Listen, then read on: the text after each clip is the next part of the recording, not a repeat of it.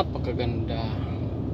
Hello guys, good morning. Yun, Lolito World Tracker again. Okay.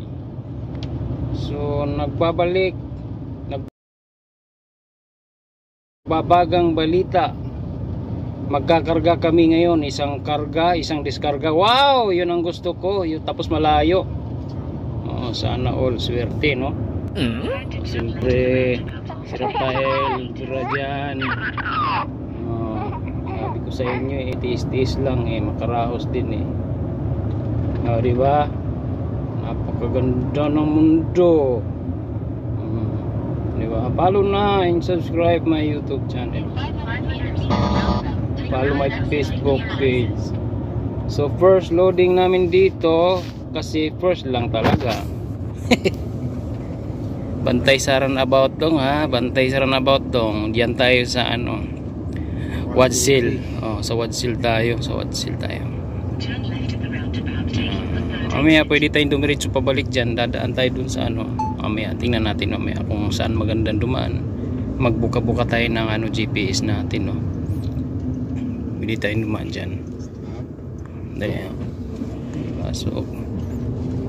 Yan, pwede tayo mamaya dumaan dyan, matigam dyan sa tilo na yan, diretso dun sa third, yan, go ahead. Malapit na kami.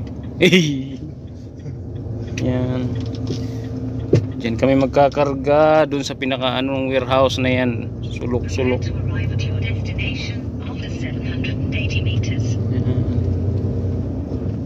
Ano kaya mga kontrabandong ikakarga namin dito, no? Bigat ba? Daw 13 LDM hindi naman nakalagay doon kung ilang tonelada itong ikakarga natin.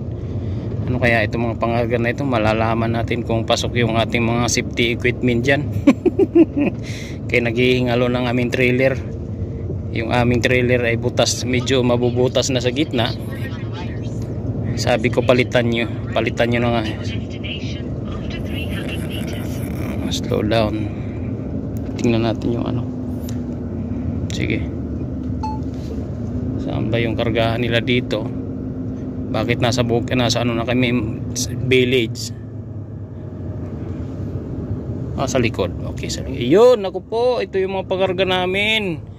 Big bag, naku, ito yung nila. Sige. Yan, dito kami magkakarga. Okay, molding office.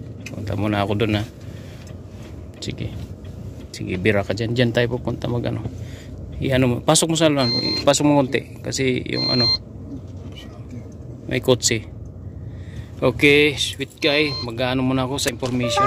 Bye. Thank you for watching. Bye. See ya.